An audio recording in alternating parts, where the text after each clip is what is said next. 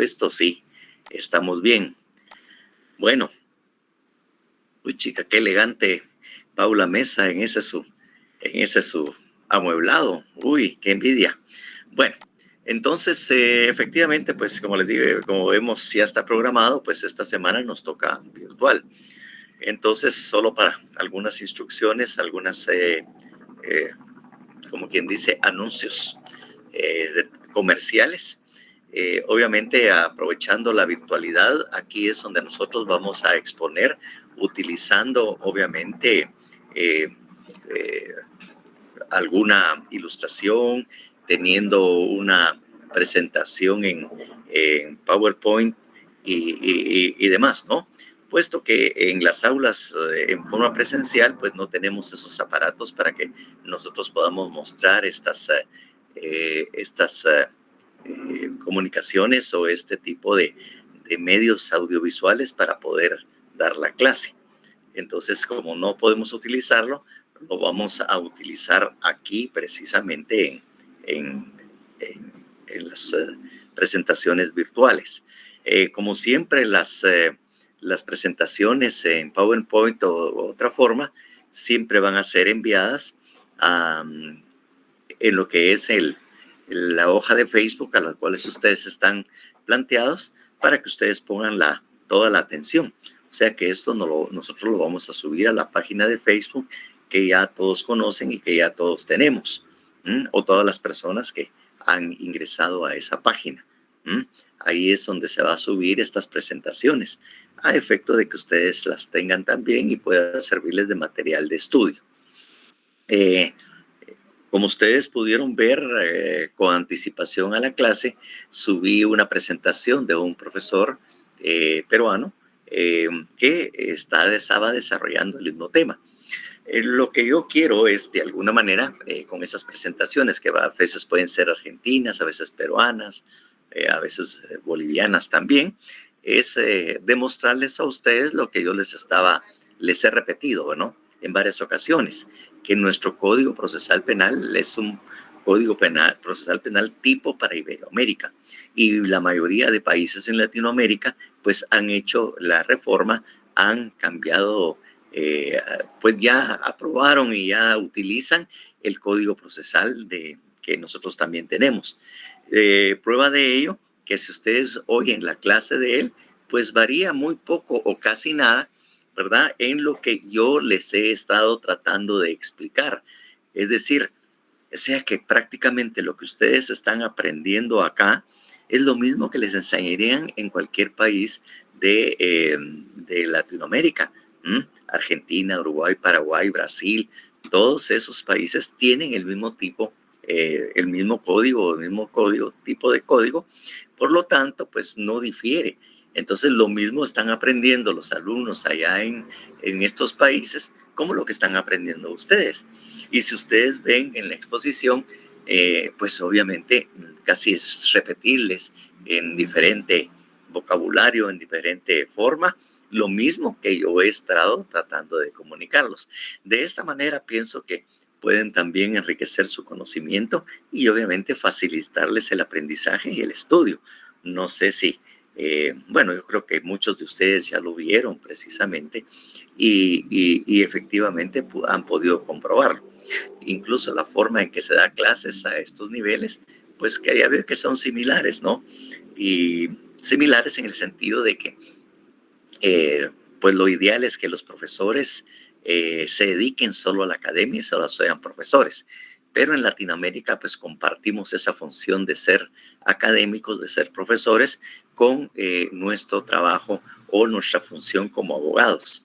Él, de alguna manera, en algún ejemplo que dio, habló de un determinado caso donde él participó y él les explicó qué hizo en ese caso y todo. Algo que yo también hago precisamente para ilustrar, para que quede bien claro lo que nosotros estamos afirmando en teoría. Es decir, doy algunos ejemplos que posiblemente alguien que se crea que es por presumirles de los casos que llevo, pero realmente es para que ustedes vayan viendo que la práctica no tiene mucha diferencia con la teoría que enseñamos. Pues yo no sé, ya vieron todos ustedes cómo entraron, pues, ¿ya? Todos ustedes cómo entraron efectivamente. Tenían que haber ingresado a la página, haberle dado los datos y obviamente se les envía el link. Mayra Alejandra y Ángel Andrea han levantado la mano y se va a pedir la botella, creo yo. Lick, buenas tardes. Fíjese que a los compañeros les sale que el Meet ha alcanzado el máximo de participantes, por eso es de que no pueden entrar. Ay, ay, ay. Sí, porque veo que están teniendo el límite de 100, porque aquí veo que hay 100. ¿Hay alguna forma que nosotros vamos a trabajar en ese cambio? Y voy a pedirle también a las personas que me están apoyando, porque parece que hay una página que no tiene ese límite, que no tiene el límite de 100. Usualmente el Meet tiene ese, pero hay otra, no sé, ¿qué le puedo decir? Otro sistema que acepta, incluso hemos tenido 175, 180 alumnos. Entonces, vamos a ver si de repente es posible todavía entrar por ahí. Algo así como en Zoom, exactamente. Si es posible entrar vía Zoom a efecto de que no tengamos este límite. Pero yo creo que las personas que están participando con nosotros y que me están apoyando en el área técnica, tal vez nos podría dar o ver si es posible en este momento hacer algo. Si no, entonces lo dejaremos para la próxima, si no es que podamos hacer el cambio de una vez. Oye, entonces sí, sí, en eso se me olvidó. Precisamente me olvidó precisamente el problema que tiene. Londi ya está por ahí también, la licenciada Londi. Licenciado, buenas tardes a todos. Sí, ahorita vamos a verificar, si no, pues para la próxima se va a liberar, pero sí se va a enviar el material como usted lo indicó, para que nadie pierda lo que está dando en clases usted. Sí, sí. El día de hoy. Perfectamente, entonces vamos a hacer los cambios respectivos y nuevamente pido disculpas a aquellos que no pudieron ingresar y si ustedes se pueden comunicar con ellos, decirle que lamentablemente pues fue algo que se nos fue de la mente porque usualmente nosotros siempre tenemos esta forma de ingreso en el cual el número de 100 no es problema o el número mayor de 100 de estos. Entonces, a las personas, como le digo, pues ruego que me disculpen, algo que se me escapó, ¿verdad? Porque como nos dieron nuevas instrucciones, nuevos códigos y todo en la universidad, por un problema que tuvieron con la plataforma durante el receso que tuvimos, que ellos también se vieron apurados en ver cómo efectivamente se comunicaban con los profesores, sobre todo los del grupo 2, que fueron los que la semana pasada estuvieron en forma virtual. Y obviamente de la manera más rápida también enviarnos a nosotros que estábamos en el grupo 1, que lo empezamos a recibir jueves o viernes de esta semana, a efecto de poder tener las clases el día de hoy. Así que de eso sí, me van a disculpar, pero en este momentito vamos a tener que quedarnos un poco así, ¿verdad? Bueno, muchas gracias también por avisarme a los compañeros, avisarme del problema que tienen los compañeros y no sé qué más les podría decir. Incluso si alguien puede grabar esto, pues que estaría bueno grabarles y pasarle la grabación. No sé si la clase se pueda también grabar para después trasladárselas a los alumnos que no pudieron conectarse. Pero bueno, ahí vamos a ver qué forma lo podemos hacer o solucionar. Muchas gracias por avisarme. Entonces les decía yo, para que vean ustedes que estamos viendo lo mismo, ¿no? Que de alguna manera no tenemos mayor problema a nivel latinoamericano porque tenemos el mismo modelo de código procesal penal y también tenemos los mismos principios y garantías que nosotros de alguna manera estábamos manifestándole. Vean ustedes que efectivamente el Código Penal, el Código Procesal Penal son controles que nosotros tenemos a efecto de evitar el abuso en el ejercicio del poder del Estado, porque todos hacemos esa alusión, ¿verdad? Que esta herramienta, esta rama del derecho es muy fuerte, entonces es precisamente bastante violenta, en su instrumento violento, como yo les dije, y la forma en que se ha encontrado de limitar es dándole una serie de derechos a las personas, a los individuos que en algún momento tienen que enfrentar al Estado en un proceso penal. Entonces, esos, como le digo, los límites que nosotros tenemos. Y como le digo, lo vuelvo a repetir, se vuelve a ratificar, lo dice el profesor que en algún momento vieron que está en el video y que prácticamente estamos diciendo o vamos en la misma vía, como la legalidad, como un principio de legalidad, tanto en lo penal como en lo procesal penal, pues sirven para limitar precisamente al Estado. Entonces, bajo esa característica, no sé si alguien tiene alguna dudita o algo algún comentario que quiera hacer. De lo contrario, pues nosotros vamos a trasladarnos también a hacer la presentación. Por favor, si pueden subir la presentación y si alguien tuviese alguna duda, mientras ellos preparan o suben precisamente la presentación, pues nosotros podemos conversar de algún aspecto si ustedes así lo necesitan. Ahorita subimos la presentación un link. Vaya pues.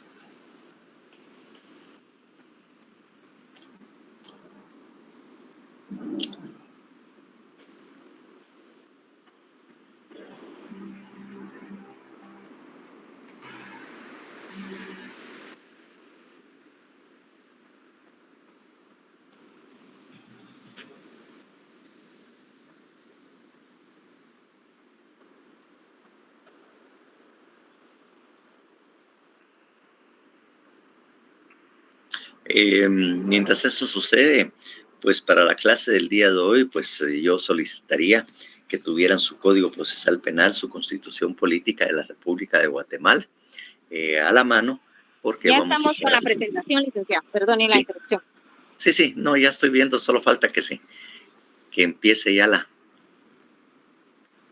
exactamente, que empecemos ahí. Entonces, como les digo, tienen que tener su Constitución Política de la República de Guatemala, su Código Procesal Penal a la mano, y bueno, y siempre nos faltará también el Código Penal, porque hay algunas cosas que nosotros las tenemos que utilizar precisamente, las tenemos que utilizar conforme se vaya desarrollando la clase.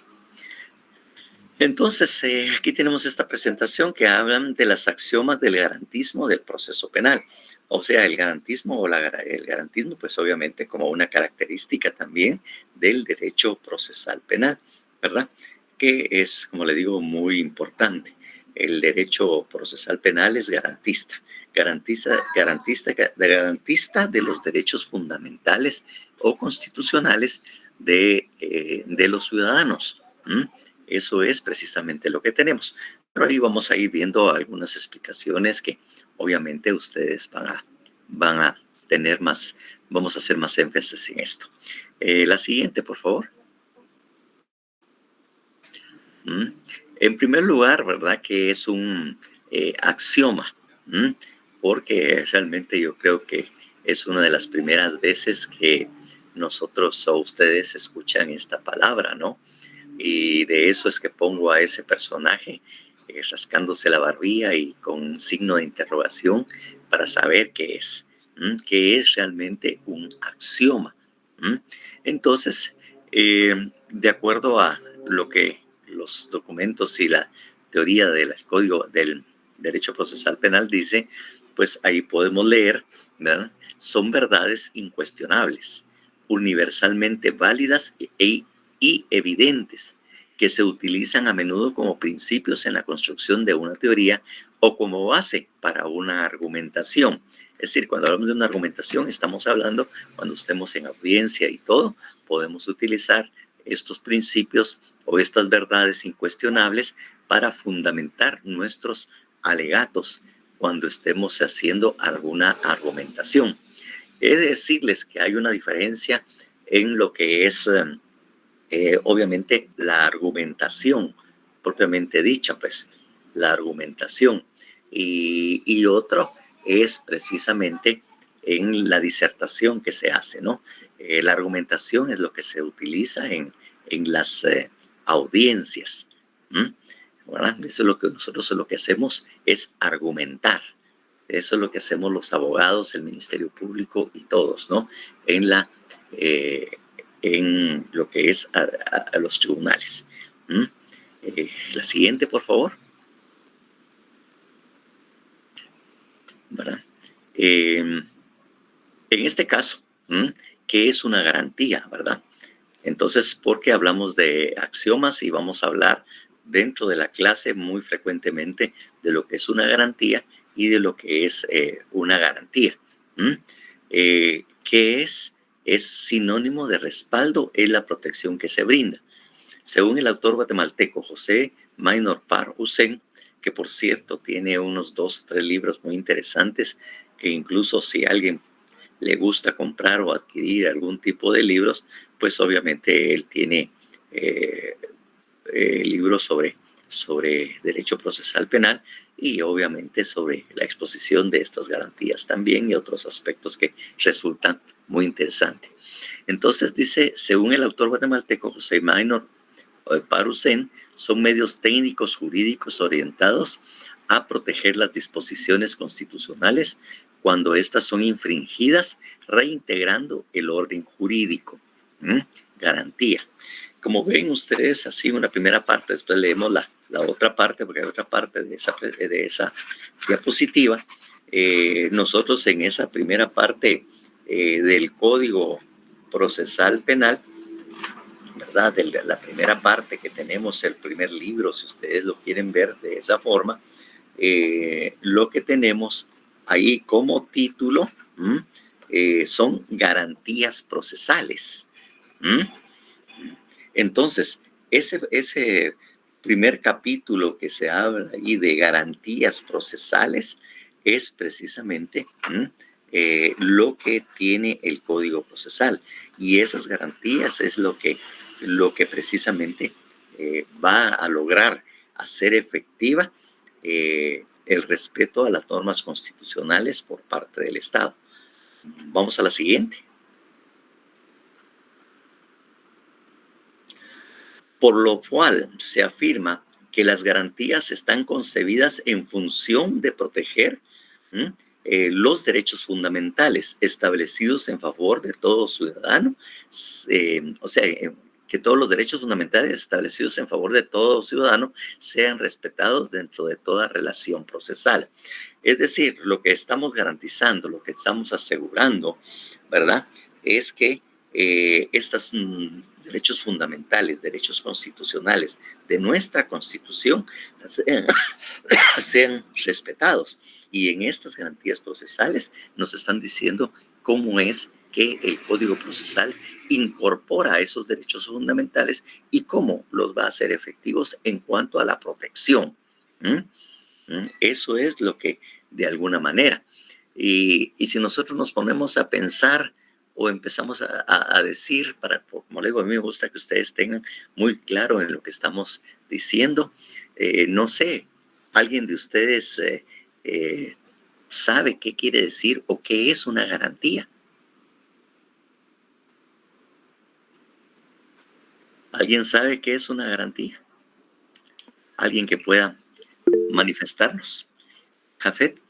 Tal vez un principio o algo, un derecho mínimo que nos garantiza, valga la redundancia, que sí se va a cumplir o que se va a seguir los lineamientos, que no se va a violar, digamos, no va a haber un abuso de poder. Sí. Sí, lo único que nos faltó, como le digo, es saber bien qué es una garantía, porque sí, de alguna manera sí tiene usted razón, es una garantía de que sí se va a respetar. ¿Alguien que tenga otra idea sobre qué es una garantía?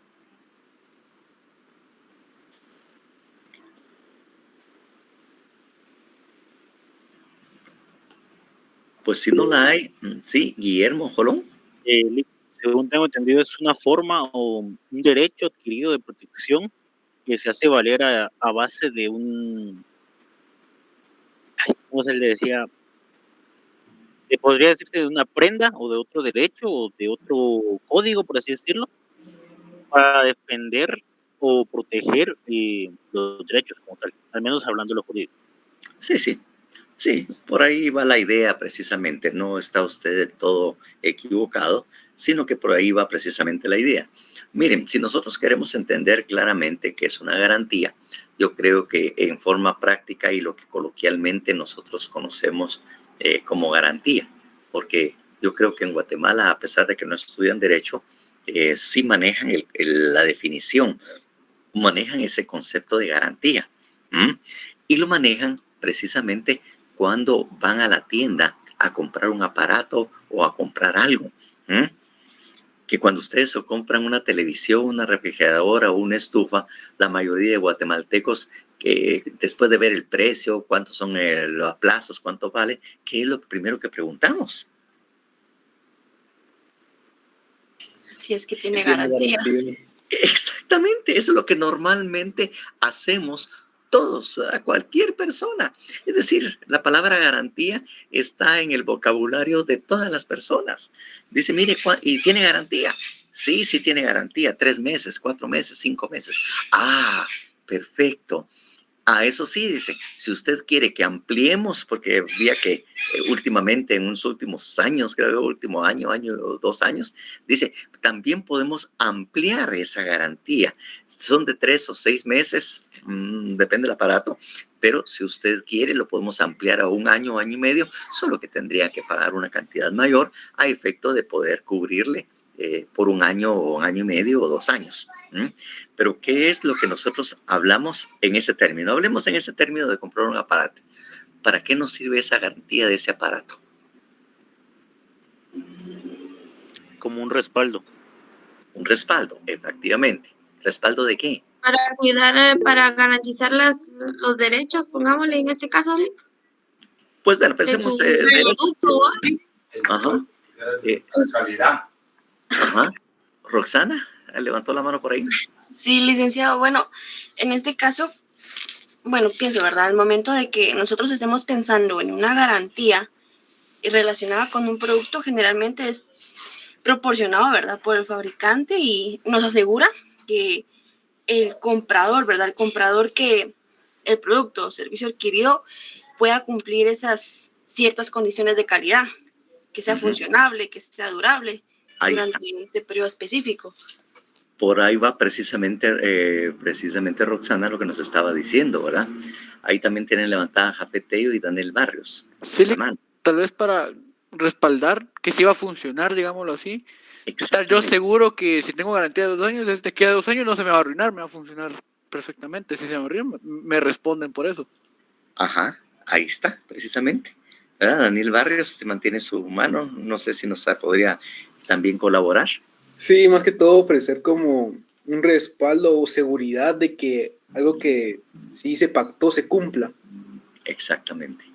Bueno, efectivamente, en ese sentido es que nosotros tenemos la garantía que dijeron las últimas 3 personas. Es decir, con esta garantía nosotros estamos asegurándonos que el aparato va a funcionar de acuerdo a lo que las especificaciones de cada aparato, pues. Entonces nosotros estamos asegurando que el que hizo, el productor, la marca, nos está asegurando que ese aparato nos va a funcionar y nos va a asegurar, ¿verdad? Nos va a respaldar si acaso tiene una falla.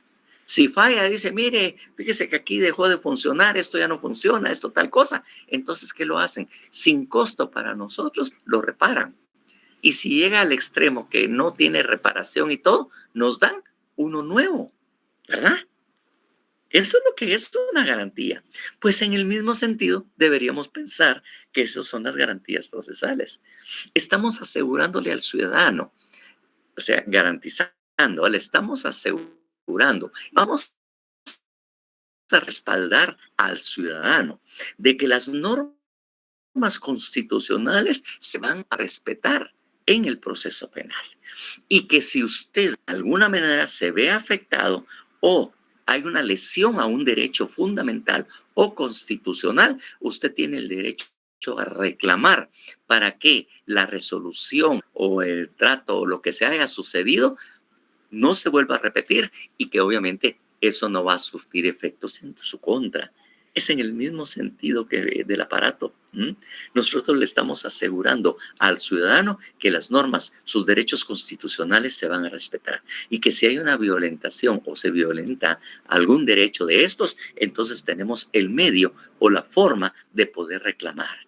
Es el derecho que tiene el ciudadano de reclamar cuando los derechos fundamentales o los derechos constitucionales hayan sido violentados o inobservados por las autoridades.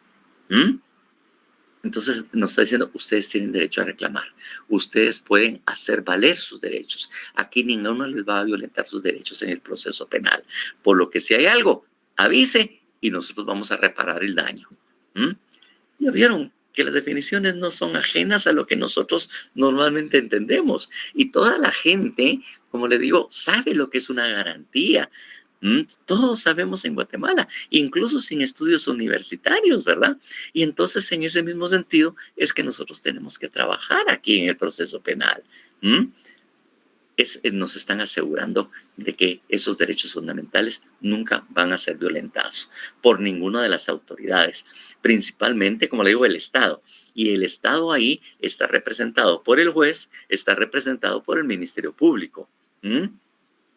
Ellos son los que efectivamente representan al Estado en el proceso penal. Y cualquier acción que realicen estos dos y que de alguna manera sientan que nuestros derechos constitucionales han sido violentados, entonces el Código Procesal Penal, en esa su primera parte, nos dice cómo, pues. Nos dice cómo podemos nosotros respetar precisamente eso, ¿verdad? Ven ustedes que todos esos artículos que estamos viendo, incluso el 3, la imperatividad. No sé si alguien tiene ahí a la mano el Código Procesal Penal y lea el número 3. Imperatividad. Los Sí. tribunales y los sujetos procesales no podrán variar las formas del proceso ni las de sus diligencias o incidencias.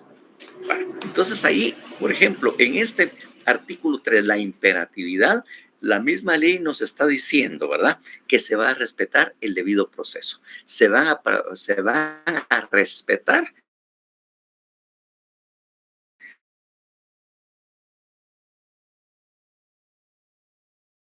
el acto de carácter procesal. Se va a hacer precisamente, se va a respetar. Eso es lo que le están diciendo, que la imperatividad, de alguna manera, como ya les había dicho, es una extensión de las normas constitucionales.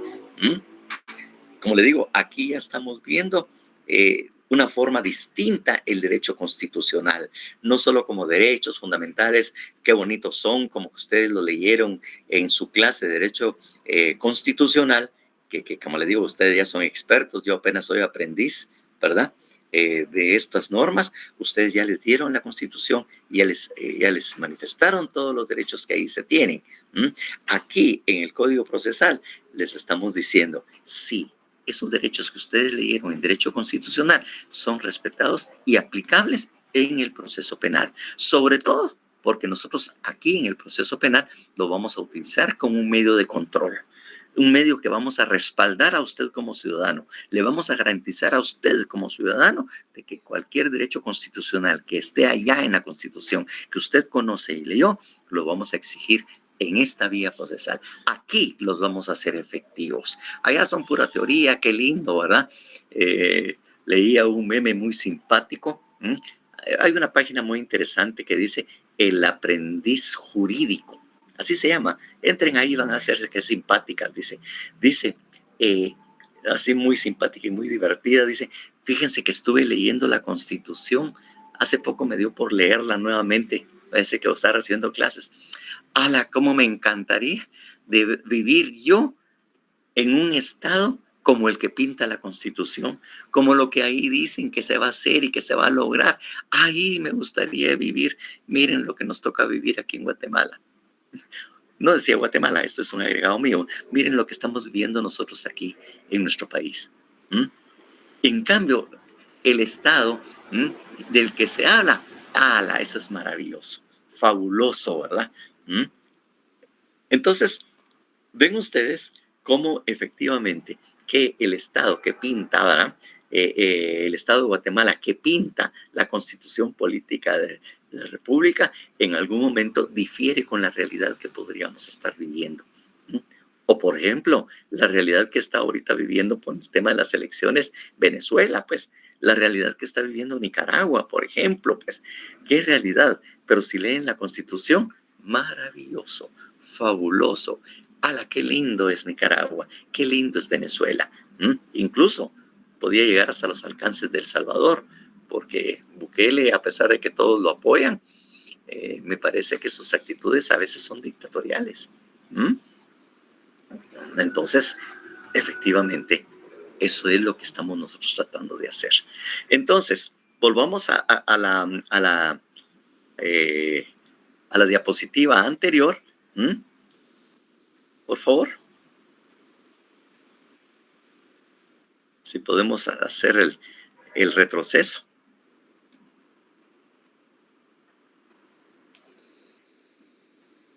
Parece que no. Alicia Alonde y la Rosa, ¿será que podemos volver a la diapositiva anterior, por favor? Nuevamente. Ahorita, licenciado, ahorita lo miramos. Para atrás, ahí se fue para adelante.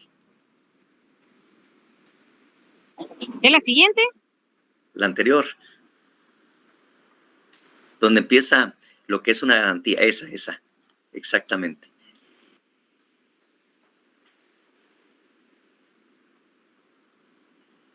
La siguiente. Bueno, entonces, en este momento pues, estamos retrocediendo porque con todo lo que estamos exponiendo de repente, ¿verdad? Se nos escapó algo que ya habíamos leído en la anterior diapositiva. Entonces, por favor, yo pediría que alguien de ustedes la lea, así como hemos acostumbrado, así. Y ustedes, obviamente, los que no vayan a leerla en voz alta también. ¿Alguien que la lea en voz alta, por favor? Jafet. Garantía es sinónimo de respaldo. Es la protección que se brinda. Según el autor guatemalteco José Maynor Parr Usen, por medios técnicos jurídicos orientados a proteger las disposiciones constitucionales cuando éstas son infringidas, considerando el ordenamiento jurídico violado. El orden jurídico violentado. La siguiente, violado. La siguiente.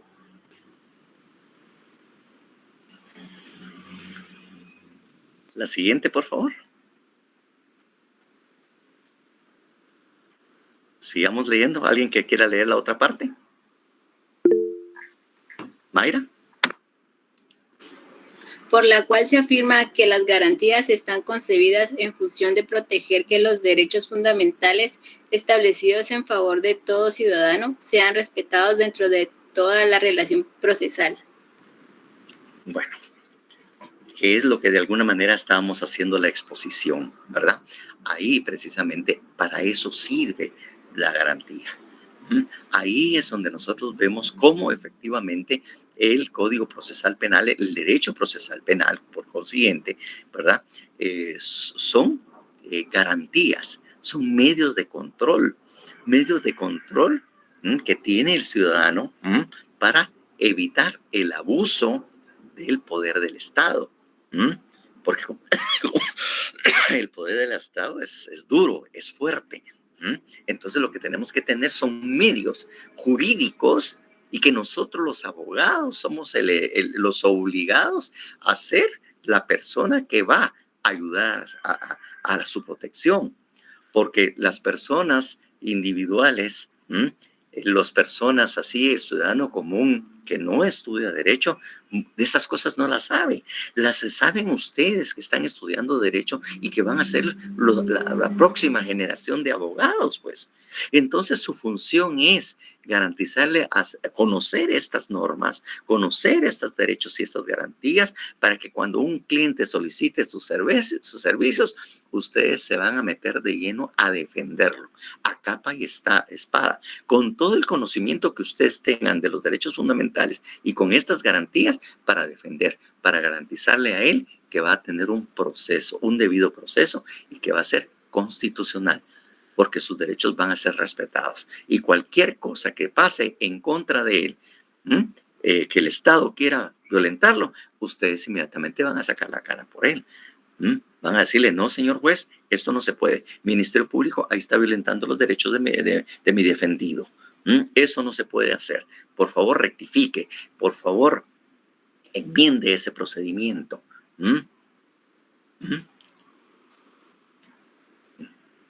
¿Está comprendido eso entonces el tema? Cómo el derecho procesal penal es garantista, ¿verdad? Que también lo oyeron ustedes en la presentación que les envié. El garantismo, ¿verdad? Que es algo que tenemos que precisamente trabajar en derecho penal. ¿Está todo bien? Deditos arriba, que ya entendimos. Mayra, a ver, cuénteme. Lick, no sé si podría dar un ejemplo. Es que yo tengo uno en mente, pero no creo que esté a ver, bien. dígalo, no se importa. Recuérdense que preguntas tontas no hay, las respuestas son las tontas. O sea, el único que puede cometer tonteras soy yo. Usted pregunta, usted tiene derecho a preguntar. No hay preguntas tontas, ni por qué nos vamos a borrar por la pregunta, porque precisamente para eso está usted en clase. Por eso están todos en clase, preguntarle. Preguntar para estar seguros de lo que están sabiendo y que a la hora del examen no van a ir a dar las que dijimos a efecto de que algo malo pase. Cuénteme. A mí se me ocurrió un ejemplo con el artículo 19 constitucional, en donde habla sobre el sistema penitenciario. Entonces, el ejemplo sería de que, supóngase de que yo soy madre de un recluso, pero a este le están negando el derecho a comunicarse. Pero como yo no sé, yo acudo a un abogado y este me dice de que, pues, en efecto, me están, pues, violentando el derecho del recluso y el cual, según el artículo 19, dice de que si más de alguno sufre la infracción de estas normas, tiene derecho a reclamar al Estado una indemnización por daños. No sé si sería algo similar a esto o es diferente. Exactamente. Este derecho está garantizado al extremo que si llega a una situación o una circunstancia bastante grave, hay derecho a indemnizar. El Código Procesal Penal, en uno de sus capítulos finales, precisamente regula esto. Precisamente lo regula. Vamos a ver qué artículos están en los últimos. El artículo 521, indemnización al imputado.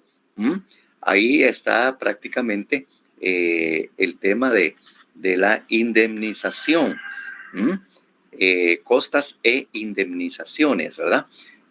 Cuando a causa de la revisión del procedimiento, cuando fuera absuelto, y ahí le dice qué es lo que efectivamente se puede hacer. Y de alguna manera, pues sí, efectivamente, el Código Procesal tiene esa institución de la indemnización al sindicado si de alguna manera se violentó el derecho. Porque les digo, no crean que solo en Guatemala se violentan esos derechos. En Estados Unidos, en varios estados, pensemos que es un estado, ¿verdad? Que es muy diferente a un estado unitario como el que tenemos nosotros. Solo divide departamentos. Allá en cada estado, fíjense ustedes, por cada estado que hay, ¿cuántos estados tiene reconocidos de Estados Unidos? ¿Cuántos son?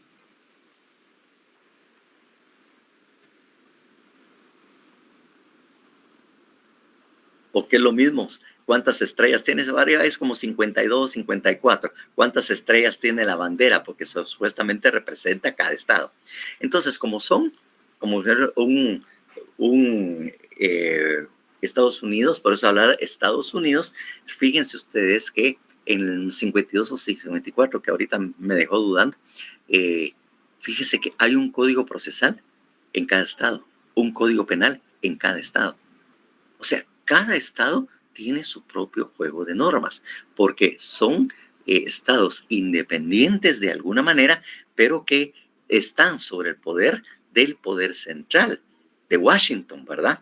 Que es el órgano, o Washington es el estado superior, el estado federal, porque son estados federados, en que es precisamente Washington el Estado federal el que en algún momento puede llamar la atención precisamente de los estados en formas individuales.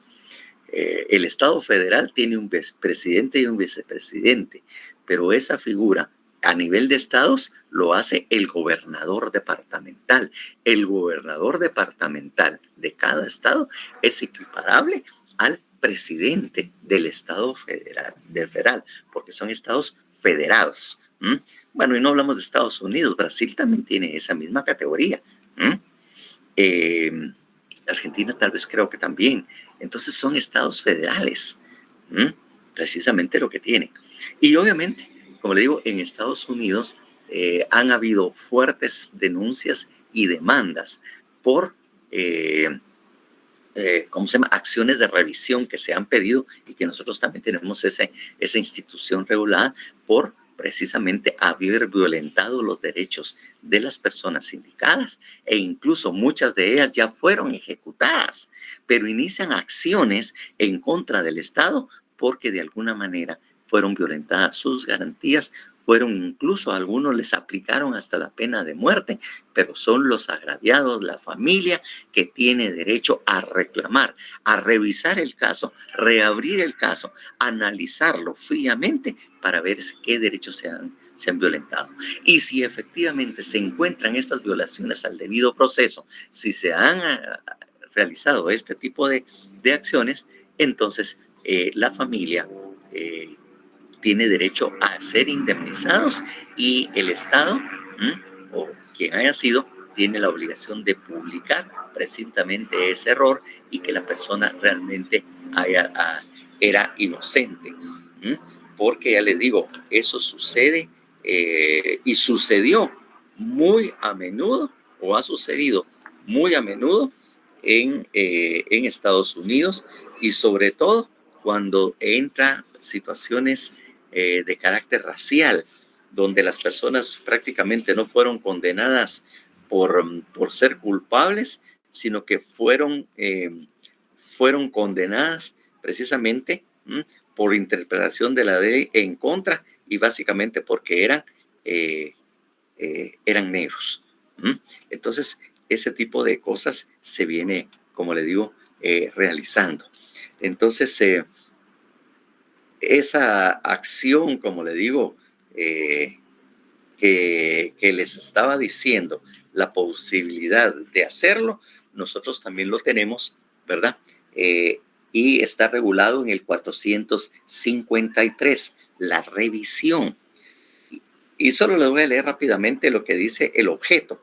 Dice, la revisión para perseguir la anulación de la sentencia penal ejecutoriada, cualquiera que sea el tribunal que la haya dictado, aún en casación, solo procede a favor del condenado a cualquiera de las penas previstas para los delitos o de aquel a quien se le hubiera impuesto una medida de seguridad y corrección.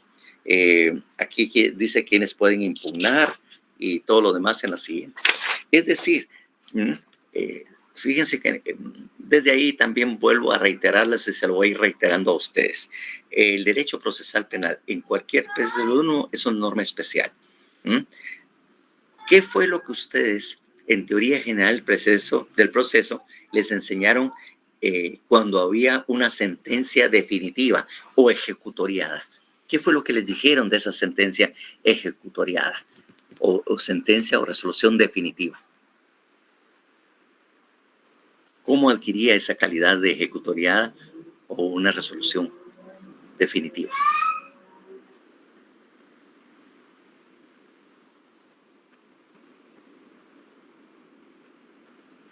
Si no estoy mal, licenciado, era cuando ya se llevaba a cabo, por así decirlo, lea la redundancia. ¿Cómo? No le escuché esa última parte, discúlpeme.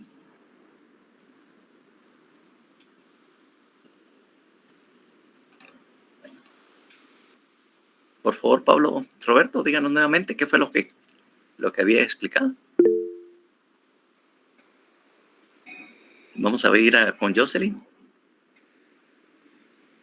Licenciado, yo tengo entendido que cuando una sentencia ejecutoriada es cuando ya se haya emitido el fallo o la sentencia final del caso el cual ya se hace cargo o ya sea de la pena o definitivamente solamente la caución económica, dependiendo de lo que dice el juez o lo de que dictamine el juez, ¿verdad? Ajá. Bueno, vamos a ver a Ángel Andrés, que también levantó la mano.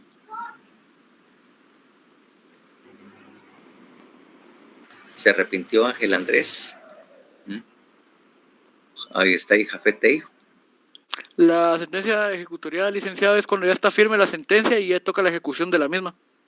Bueno, ya está ejecutada. E incluso, cuando hablamos de una sentencia ejecutorial, es decir, ya no hay recursos más que disponer y ya se está ejecutando, incluso pudo haberse ejecutado la resolución.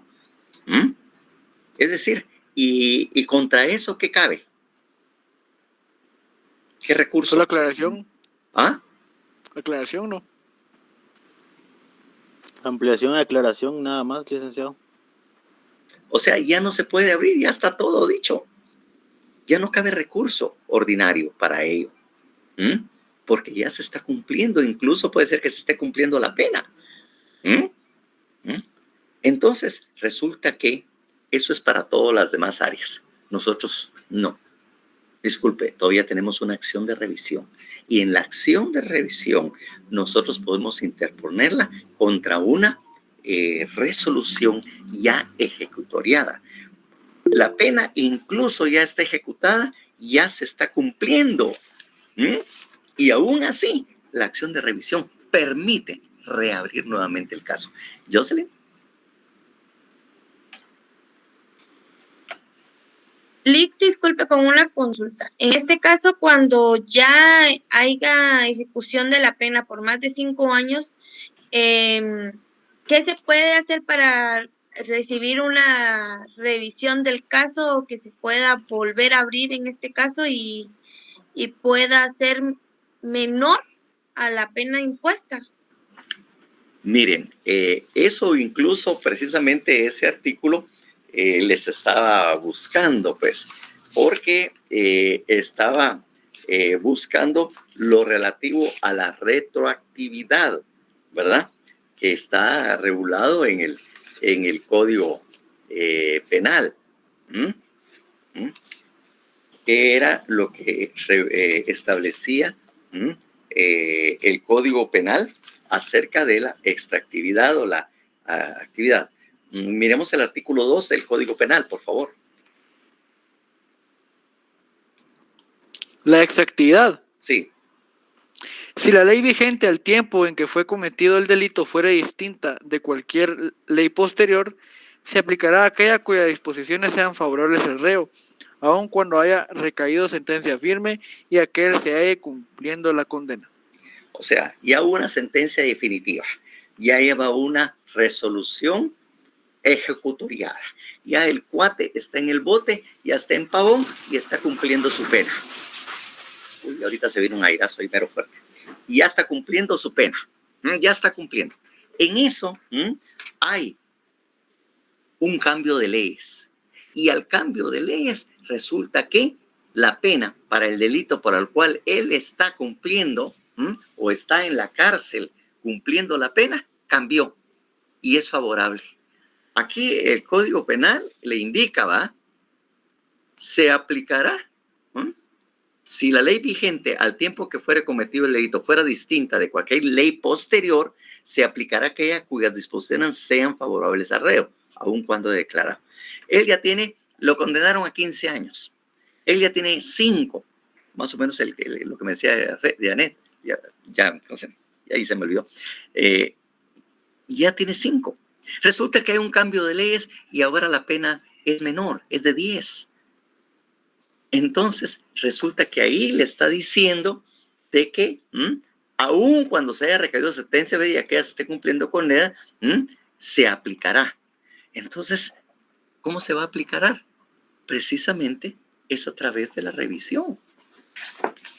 La revisión del que estábamos hablando, y miramos el 455 que regula motivos, O sea, cuáles son los motivos o lo que provoca la interposición de una acción de revisión.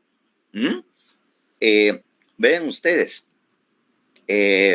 dentro de esos vamos a ver el número 6, el numeral 6. ¿Desea que se lo lea, Lick? Sí, léanlo ustedes y léanlo. La aplicación retroactiva de una ley penal más benigna que la aplicada en la sentencia. Entonces, fíjese que la persona ya tiene 5 años de estar cumpliendo y la pena es de 15, por ejemplo, y la pena ya fue rebajada en la nueva ley. Entonces, él, de acuerdo a esto, tiene motivos o la ley le permite interponer la acción de revisión o la revisión para que le apliquen retroactivamente la ley que le favorece. Porque esa nueva ley solo es de 10. Entonces quiere decir que si es de 15, antes cuando a mí me condenaron y ahora es de 10, yo pido la acción de revisión para que me cambien la pena a 10 años. Y prácticamente yo ya cumplí la mitad de la pena. ¿Qué es lo importante eso? Porque yo puedo pedir la redención de penas por buena conducta cuando he cumplido la mitad de la condena y me he portado bien y lo puedo demostrar y hay un procedimiento para que efectivamente pueda él ser redimido de la pena y pueda salir libre. Fíjense ustedes, eso solo lo podemos hacer en penal. Estamos garantizando los derechos fundamentales del sindicado. La ley no es retroactiva, salvo cuando favorezca al reo. También es norma constitucional. Estamos respetando, le estamos garantizando a la persona sus derechos. ¿Le estamos garantizando sus derechos a la persona? Sí, efectivamente. Entonces, como digo, es la única área del derecho en que puede hacer eso. Entonces, es excepcional el derecho penal. Entonces, esa norma, la acción de revisión, también está en los Estados Unidos y otros países de Europa. No solo aquí con nosotros. Por lo tanto, se han interpuesto las acciones de revisión, se han revisado los errores judiciales del sistema norteamericano y muchos han sido favorables. E incluso, fíjense ustedes, los familiares las han interpuesto solo para limpiar su nombre y su dignidad ante el público. Incluso hay muchos que ya la pena de muerte había sido ejecutoriada, ya habían sido ejecutados. Imagínense ustedes. Revisan, ven los errores y entonces lo que tienen derecho es a una indemnización por parte del Estado por ese error judicial que se cometió. Y como le digo, ahí entre los motivos pueden ver que usted, en el 455 pueden ustedes ver que efectivamente sucede eso, pues. Claro, la indemnización, allá pues estamos hablando de millones, ¿verdad? De dólares, 3, 4 millones que pueden ser indemnizados o entregados a la persona precisamente por esos motivos. Entonces, muy extraordinario, muy excepcional el derecho procesal penal, como yo les vuelvo a repetir y que ustedes ya están empezando a comprender esto. Y ven que efectivamente el derecho procesal penal garantiza los derechos fundamentales de la persona. ¿Estamos entendiendo eso? ¿Estamos comprendiendo eso? ¿Qué es lo que yo trato de explicar y fortalecer en ustedes? Y como quien dice, machacar esa idea precisamente de esto. Disculpen, pero voy a cerrar la cortina porque me está brillando mucho ahí. Entonces, ven ustedes, ¿a qué niveles llega el garantismo? ¿A qué niveles se ve la protección de la persona? No sé, ¿qué dirán ustedes? ¿Sí? ¿No? Sí, licenciado. Sí, efectivamente. Muy interesante, como les digo, el derecho procesal penal en cualquier parte del mundo. Si se aplica en Estados Unidos, obviamente también hay normas en Inglaterra que también tienen esas normas. Y obviamente en los otros países europeos también existe esta acción de revisión. Bueno, sigamos adelante, por favor, si ya esto queda mucho más claro.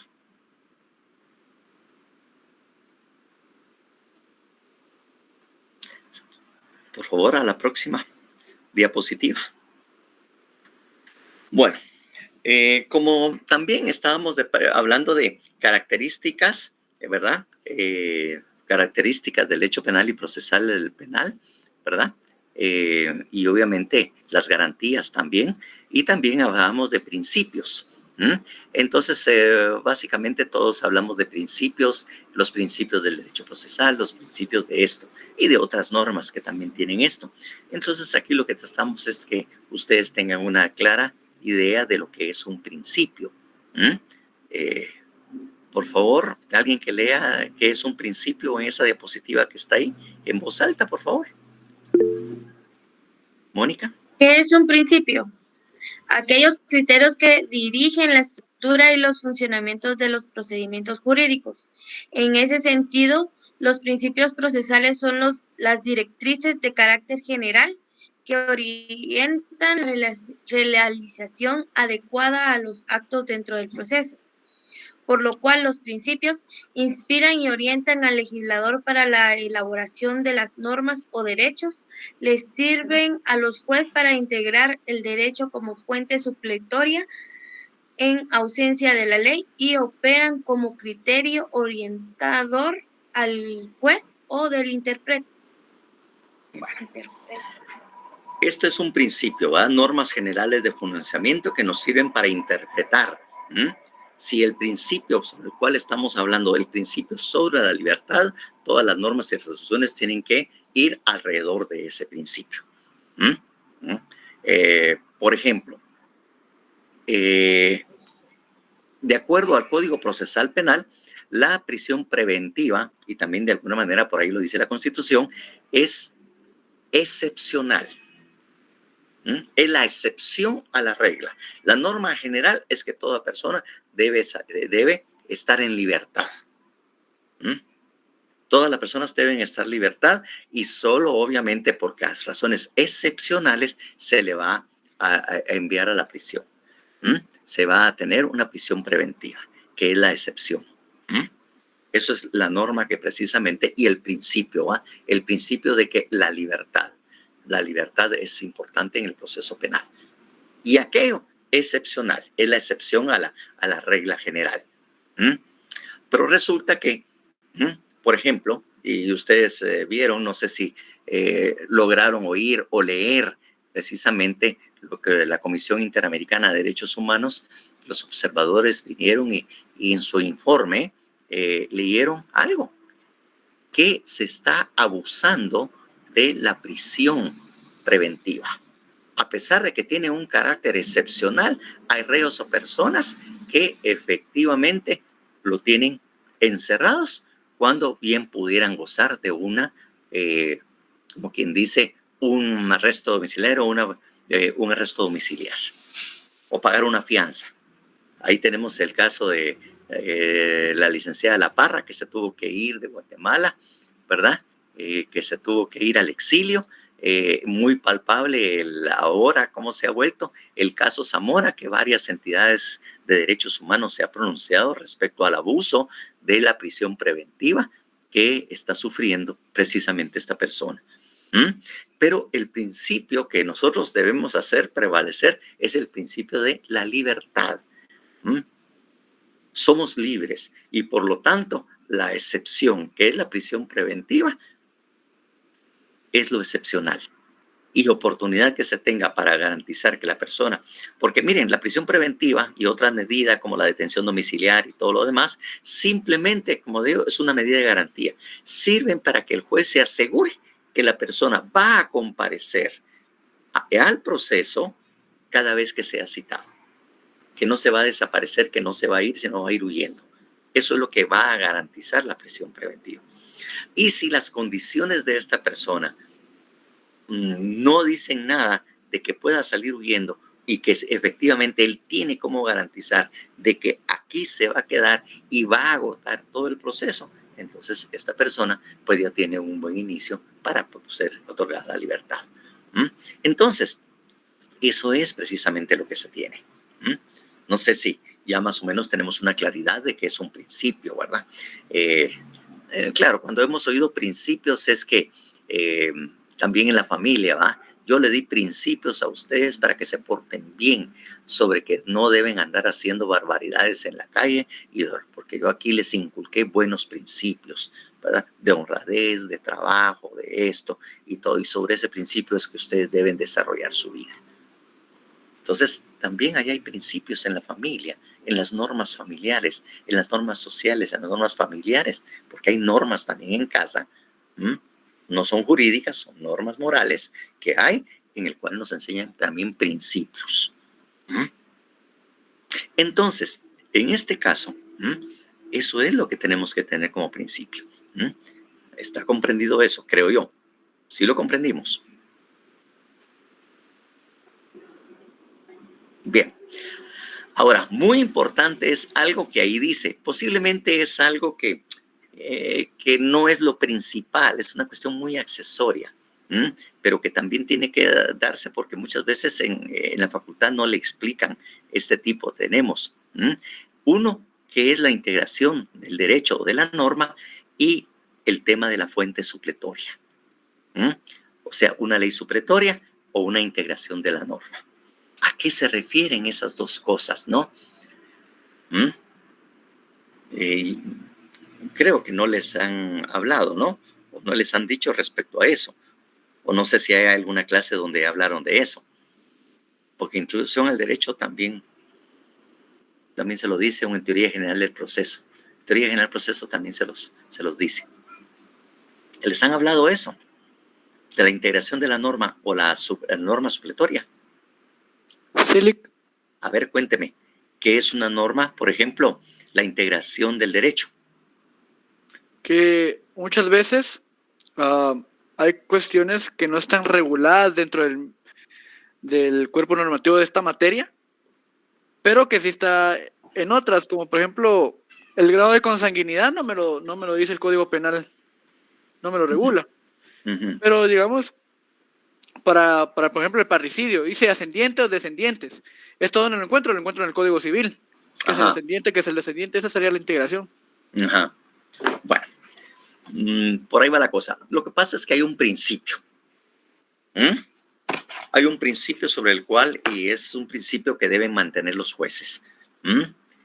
El juez no puede dejar de resolver. El juez debe de resolver siempre.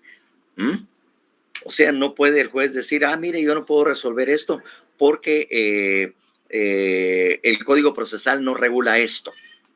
Por lo tanto, yo no tengo cómo resolverlo. El juez nunca debe dejar de resolver, porque tiene dos opciones. Dos opciones. Si tiene una ley supletoria o tiene que integrar el derecho. Cuando hablamos de ley supletoria, es porque la misma ley le indica que esto lo resolverá de conformidad con el Código Civil o lo resolverá conforme a tal ley. De alguna manera, eso es lo que le está diciendo. Le está diciendo, dice, mire, para tal cosa usted se basará en las normas reguladas en tal código, ¿verdad? En el Código Civil, en esto, que el otro. Lo refiere a esa ley. Esa es una ley supletoria.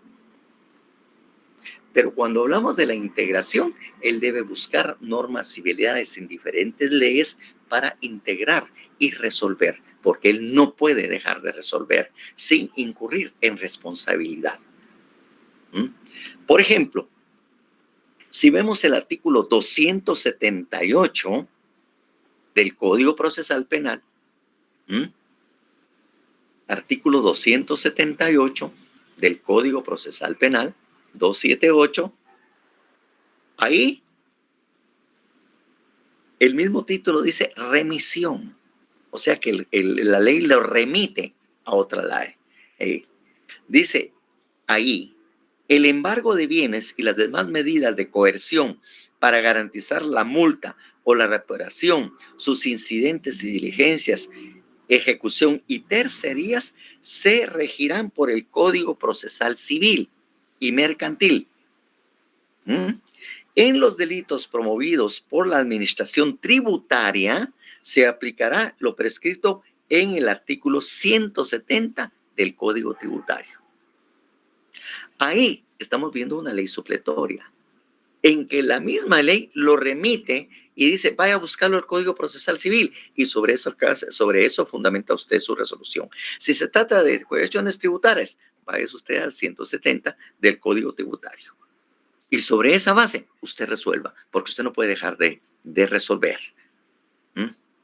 Pero si una norma no lo remite o no le indica cuál es la ley supletoria o que va como quien dice, a fundamentar la resolución que usted dicte en otra resolución, entonces usted ya tiene la facultad de integrar el derecho.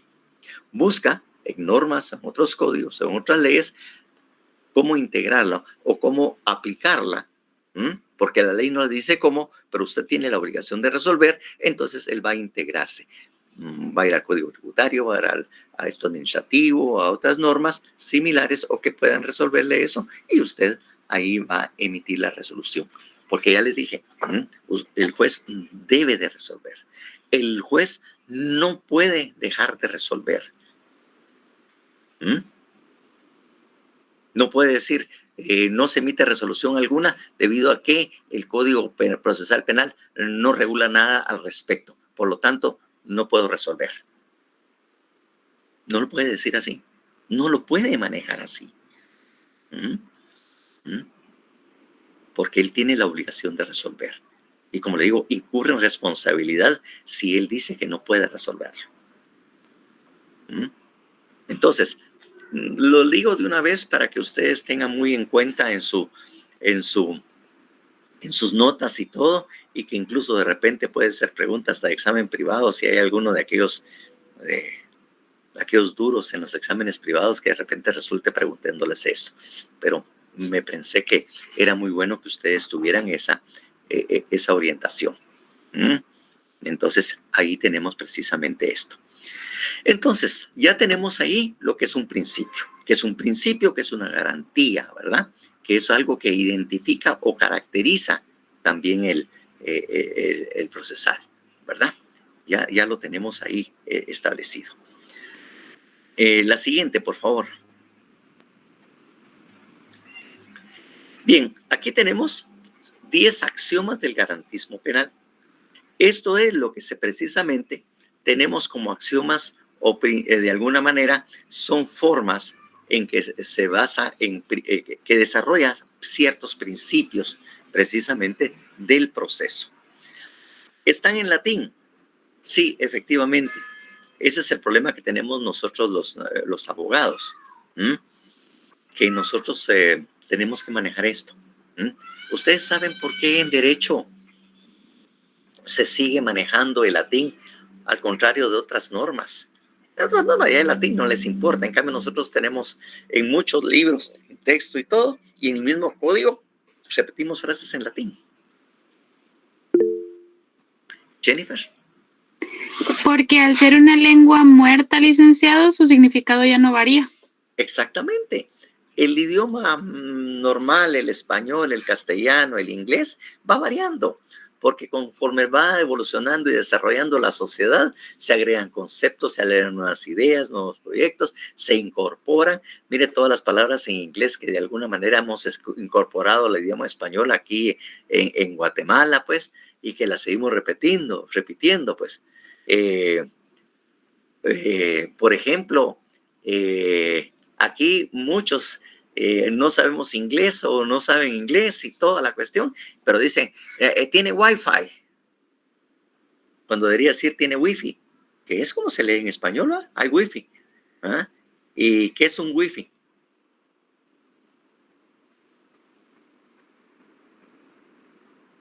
En español, ¿cómo lo pensáramos que es? Internet. Internet. Tienen la clave de Internet. Hay Internet aquí. Ah, no, pero aquí, Wi-Fi, put attention. Entonces, ahí todos clásicos, ¿no? Bueno, entonces el idioma va variando. Y efectivamente, como bien lo dijo Jennifer, el latín no cambia. Y nosotros esas instituciones vienen precisamente y se empezaron a surgir en Roma. En latín, el derecho que nosotros manejamos y el derecho civil y todo se generó allá. Entonces hay muchas instituciones que no cambian, pues. Y por lo tanto, nosotros seguimos utilizando el latín. Y como les digo, si ustedes pronuncian esta palabra en cualquier nulla lex o nullum pena sine crimine, lo dicen en cualquier país, incluso en Alemania, en Suecia y donde sea, ustedes lo pronuncian en latín. La otra persona, si es abogado, inmediatamente entiende y sabe de lo que están hablando, aun y cuando su alemán, su otro idioma, pues no sea lo mejor que ustedes puedan manejar, pero nosotros nos podemos hacer entender utilizando instituciones o cuestiones, principios, utilizándolos en el idioma latín. Por eso es que nosotros lo tenemos. Claro, ahí más adelante lo vamos a traducir, pero tenemos estos 10 principales. Nullum pena sine crimine. ¿Qué quiere decir eso? Obviamente, ¿qué es? Que no hay pena sin crimen. Si no hay delito, no hay pena. Simplemente va. Si no hay un delito, no hay pena. Nullum crimen sine lege. Si no está en la ley, no es delito. No hay delito. El delito, porque ya se habla de crimen, ¿verdad? Cualquiera, si no existe, no está en la ley, el delito no existe. Es nulo cualquier delito que no se encuentre en la ley. Entonces, el siguiente, nulla lex penalis sine necessitate. O sea, cualquier ley o pena es nula si no existe la necesidad, si no es necesaria o imprescindible, si no puede haber una forma alternativa de la pena. Eso es lo que le está diciendo. Nulla necessitatis sin injuria. No se puede penar o no existe la necesidad del derecho penal si no hay una lesión a un bien jurídico tutelado. Si no hay lesión a bien jurídico tutelado, no hay necesidad precisamente de un proceso o de cualquier acción. No hay nulla injuria sine actione, es decir, para que pueda castigarse esa lesión o ese daño, tiene que haber habido una acción. Que ahí vamos cuando nos toque explicarla, porque ahí van a estar las diapositivas, vamos a explicar algo muy interesante respecto a esto, y que se refiere también a una ley, no necesariamente jurídica. Nulla acción sine culpa. No hay una acción sin que haya culpa o responsabilidad. No hay culpa sine indicio. Nulla culpa sin indicio.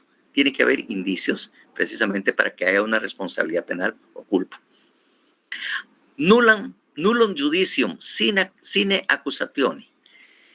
Es nulo cualquier juicio si no hay acusación. O quien acuse. Nulla accusatio sine probatione. No hay acusación, no puede haber una imputación o una acusación sin prueba. Y 10. Nulla probatio sine defensione. Es nula cualquier prueba si no hay defensa. Esos son los 10 axiomas principales de lo que es el garantismo penal y que de alguna manera también son principios del derecho procesal penal. Vamos a la siguiente, por favor.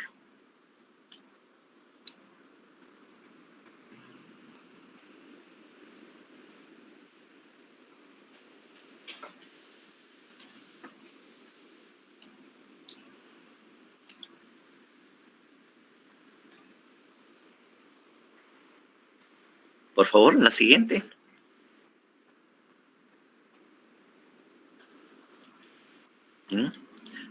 Nullum pena sine crimine. Principio de retributividad o de la sucesividad de la pena respecto al delito. Es decir, no hay pena sin ley, ¿verdad? No hay pena sin delito. Esas son las dos condiciones que necesariamente tiene que recurrir.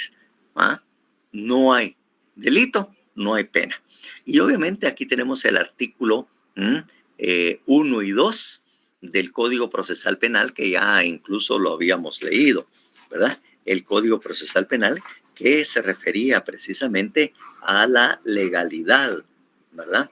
Que esos dos artículos me parece que lo leímos también en clase, donde les decía, ¿va?, que no hay pena sin ley y no hay proceso sin ley.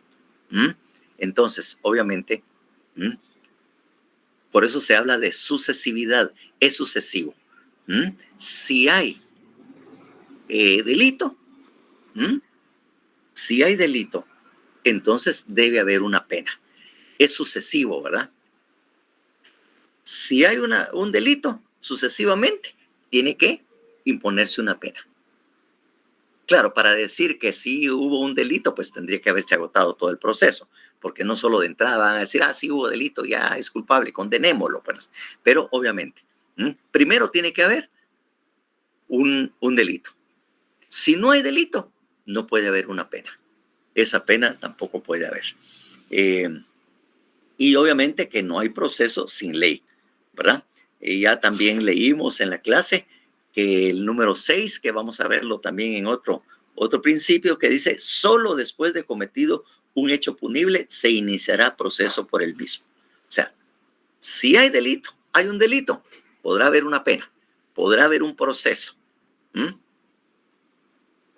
Pero si no, es nulo. La siguiente, por favor. Obviamente 1 y 2, que ya está ahí referido. Nullum crimen, ahí le faltó el nullum, crimen sine lege. Principio de legalidad en sentido lato o en sentido estricto. No hay crimen sin ley previa. Está el artículo 17 de la Constitución Política de la República de Guatemala, el artículo 1 del Código Penal y el artículo 2, 1 y 2, en cuanto que no hay pena sin ley. No hay crimen, no hay pena si no hay una ley que prevea. Si la ley no prevé una pena, no se puede aplicar ninguna. El juez no puede integrar la norma porque dice, mire, aquí se les olvidó en el Código Penal poner o señalar la pena aplicable, por lo tanto yo la voy a integrar y le voy a dar 5 años porque esto, no se puede. No hay. Usted no puede integrar la norma, no puede tener, como dice, la interpretación de la norma debe ser restrictiva. Solo se puede ampliar cuando favorezca a la persona. Entonces, todos tenemos que interpretar la norma en sentido estricto. No podemos ampliarla. La ampliaremos siempre y cuando sea para otorgarle un derecho a la persona, para beneficiar al reo. Ese es el único caso en que nosotros podemos usar una ampliación. Siguiente, por favor.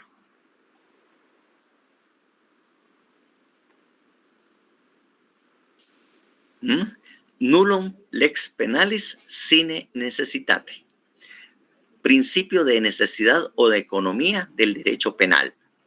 No hay ley sin necesidad. Si la ley no es necesaria, no puede haber.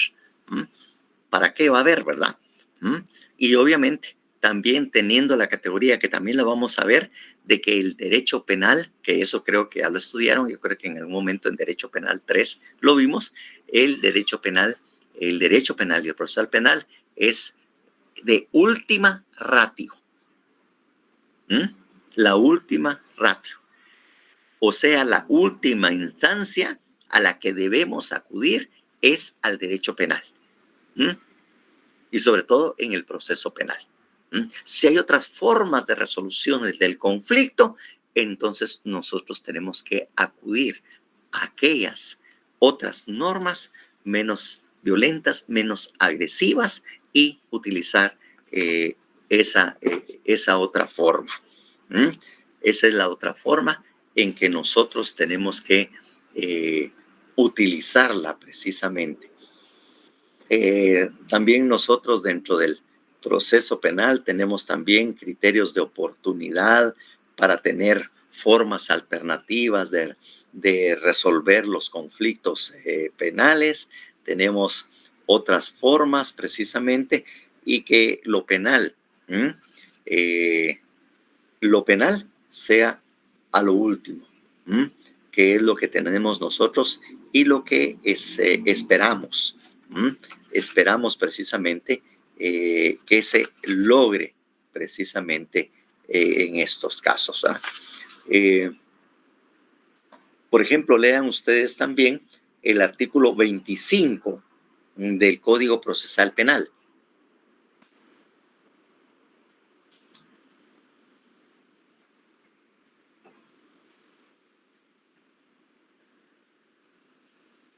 Sobre todo en esa primera parte, en el primer párrafo. Por favor, 25 del... Criterio de oportunidad. Sí. Cuando el Ministerio Público considere que el interés público o la seguridad ciudadana no están gravemente afectados o amenazados, previo consentimiento del agraviado y autorización judicial, podrá abstenerse de ejercitar la acción penal en los casos siguientes. Bueno, solo queremos ese primer párrafo. Los casos, pues ya lo miraremos cuando miremos esas otras formas, ¿verdad? Por ejemplo, un ejemplo que tienen ahí, o uno de los criterios que se tienen, porque hay varios criterios y que lo vamos a analizar oportunamente. Solo quiero que miren ustedes que esa institución está creada precisamente con base en este axioma. Pues, por ejemplo, si hay una persona va manejando y va acompañada de su esposa y sus hijos, por ejemplo, y va manejando su vehículo, o de repente va a excesiva velocidad, o de repente va a efectos de licor y toda la cuestión, y se va a estrellar, y muere su esposa o sus hijos o algo así. ¿Qué pasará con esa persona, creen ustedes?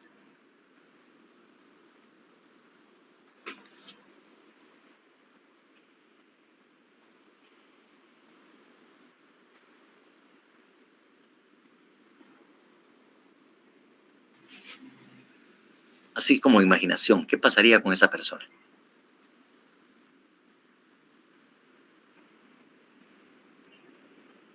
Pues lo llevarían en un proceso y posiblemente termine en la cárcel. Posiblemente. Pues eso sería lo normal, ¿va? Dice, bueno, él cometió el delito, mató prácticamente a la mujer en un delito culposo, o al hijo, o la familia entera, y él quedó vivo, golpeado, sí, pero vivo. El Código Procesal Penal establece en ese criterio de oportunidad, solo como por ejemplo el 5, que el inculpado haya sido afectado directa y gravemente por las consecuencias de un delito culposo y la pena resulte inapropiada. Ya suficiente castigo va a tener por el sufrimiento que le va a causar haber matado a su mujer, haber matado a su hijo, que nunca se le va a olvidar, y va a tener mucho más cuidado de aquí en adelante, que la pena es innecesaria, porque al final es culposo, se hizo sin intención, fue un delito imprudente. La misma conciencia y toda la carga que va a llevar de ahorita de haber sido el causal o el que causó la muerte de sus parientes por su irresponsabilidad es suficiente. El derecho penal no le va a aplicar ninguna pena. ¿Qué les parece esto? O sea, es que en este caso significaría que él no iría a la cárcel si aplicamos el Código Procesal Penal. Sí, exactamente. Precisamente, ¿por qué? Porque realmente ya la pena es innecesaria, pues. Ya solo con el hecho de haber matado, ¿qué sufrimiento le va a causar, pues? Entonces, el derecho penal, como es de última ratio, es a lo último, y obviamente el daño causado, él lo va a sentir mucho más. Lo va a sentir mucho más solo pensar en la culpa que yo tuve de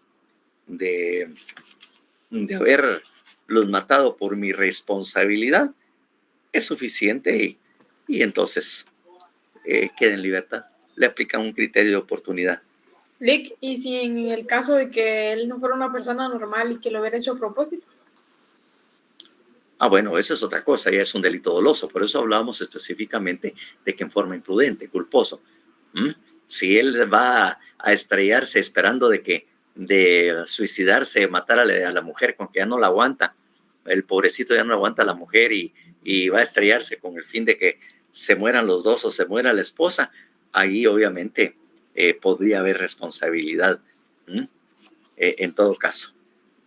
No, Lick, y en este caso, ni porque la familia de la esposa alegue que quiere justicia contra el esposo, no cuenta. no cuenta porque está el esposo, obviamente esa calidad no se la pueden quitar, ¿verdad? Porque ya les digo, es suficiente con el daño que causó, incluso como usted dice bien ahí, el reclamo que pueda ser permanente, que puede tener permanente de su familia o de la otra familia, que de decirle a la voz, ¿cómo fuiste eso? Pues, ¿cómo pudiste hacer eso precisamente? Todo ese reclamo y todo lo que pueda ir alrededor es suficiente como para que él pase sufriendo el resto de la vida. Ahora, si fue de propósito, pues es otra cosa, porque también hay parejas que, también esposas, y últimamente también se ha visto, que matan a la esposa y después se suicidan. ¿Han visto esos casos ustedes? ¿verdad? ¿Han leído en la prensa precisamente eso? Que entonces ahí precisamente esto. Y hay casos en que la persona trata de matarse y por alguna manera no se muere, a pesar de que se metió un tiro también, pues. Que se metió un tiro también, pero él logró sobrevivir, ¿verdad? Entonces ahí, definitivamente será otra cosa, pues. Pero ya le digo, el principio es ese. ¿Estamos? Entonces,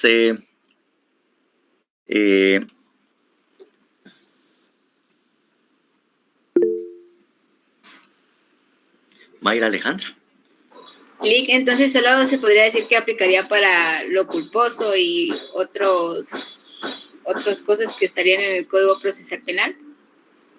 Por eso, principalmente para los culposos, porque ahí expresamente la ley refiere a ese caso.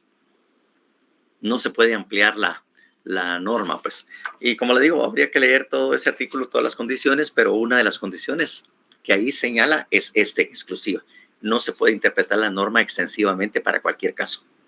Solo los que la ley establezca, la legalidad.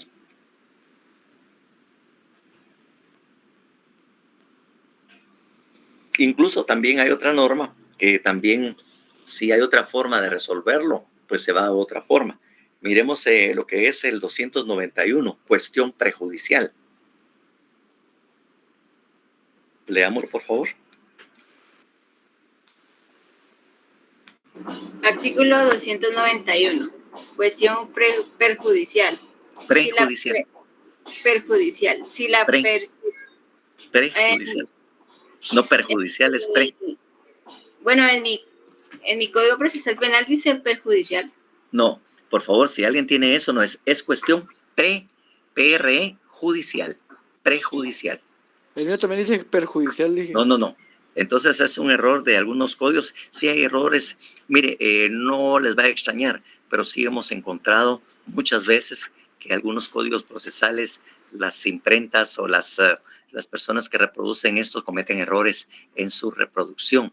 Entonces, ya hemos encontrado varias veces que, mire, mi código no dice eso, pero corrigan eso. Por eso hay que analizar bien y no comprar cualquier código que a ustedes se les ponga ahí a la mano, porque a veces no tienen la calidad y no tienen ese cuidado precisamente cuando imprimen estos documentos. Entonces, ahí vemos un primer ejemplo, pues. Entonces, estemos atentos en su código penal o procesal penal cuando leamos una cosa distinta, pero es prejudicial.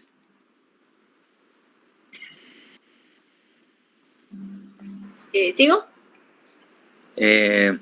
Por favor. Artículo 291, cuestión prejudicial. Si la persecución penal depende exclusivamente del juzgamiento de una cuestión prejudicial, la cual, según la ley, debe ser resuelta en un proceso independiente. Este deberá ser promovido y proseguido por el Ministerio Público, con citación de todos los interesados, siempre que la ley que regula la cuestión lo permita. Cuando el Ministerio Público no esté legitimado para impulsar la cuestión prejudicial, notificará sobre su existencia a la persona legítima y le requerirá, a su vez, noticias sobre la promoción del proceso y su desarrollo. No sé si es error o fue que cuando se leyó, dice, notificará sobre su existencia a la persona legitimada. ¿Así dice su código o también es un error del artículo? Sí, que así se notificará sobre su existencia a la persona legitimada. Perfecto. Es que cuando leyó no lo oí igual. Entonces aquí tenemos la cuestión prejudicial. Si el caso que tenemos y se está conociendo en penal encuentra que hay otras formas de resolver el conflicto y no necesariamente por la vía, entonces el Ministerio Público se abstiene y si él está facultado dice, mire, de acuerdo al procedimiento establecido en la ley lo establece, esto se puede resolver por la vía administrativa.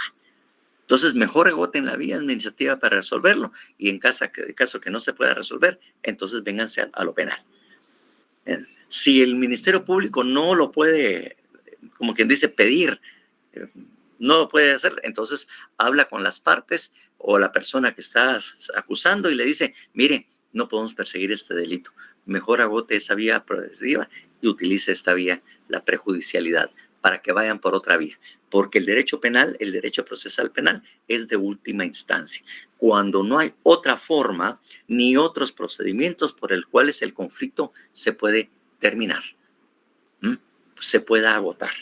Entonces vayan ustedes y definitivamente agoten esa vía.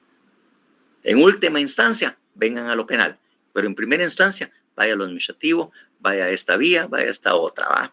Por eso en muchos de los casos también cuando se presentan denuncias, el Ministerio Público en ciertos casos en que se pueda, cita a una audiencia conciliatoria para ver si es posible que lleguen a acuerdos para resolver de otra manera el conflicto, donde él tenga que pagar, que él tenga que hacer esto, la otra persona esto y la otra, para ver si la vía conciliatoria puede resolver el caso sin llegar al extremo de llevar un proceso penal e imponer una pena.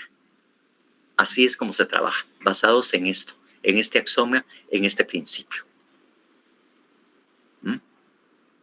Entonces, el derecho penal es de última ratio, es la última instancia a la que podemos ir.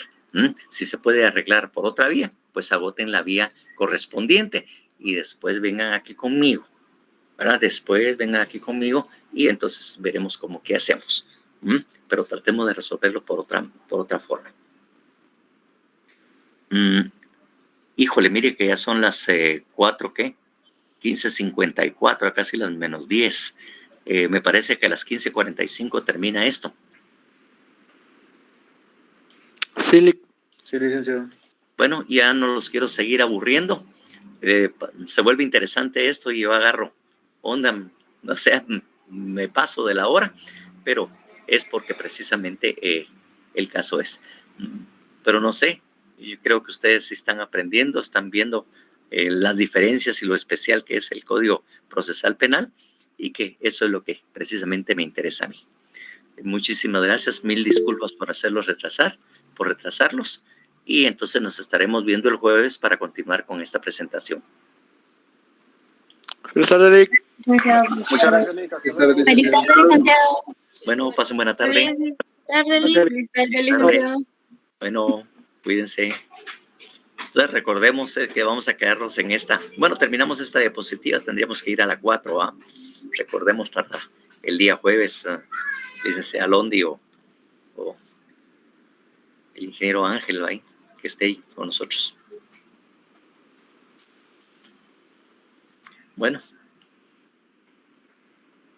entonces cerremos la presentación, por favor, y retiremos. ¿Y la próxima clase es a qué hora? La próxima es a las 4, ¿verdad? Sí, a las 4. Es a la misma hora, licenciado. ¿Cómo que a la misma hora? La próxima clase es el día jueves. No, próxima clase, el próximo periodo es de 4. ¿Aquí? 4:15. De 4:15. Perdón. ¿Es a la misma hora? 2:15. Ajá. 2:15, 3:45. Sí, pues, a las 4:15. Es que era hasta las 4, yo me adelanté. Bueno, ahí tuvieron un poco de tiempo. Entonces, a las 4:15, pues, estaríamos empezando la siguiente clase. Porque a las 5:15 termina así. Está bien, entonces, lo vamos a dejar ahí. Muchísimas gracias, Roxana. De nada, licenciado, feliz tarde. Feliz tarde. Bueno, entonces nos vemos hasta la siguiente hora de clase, por favor.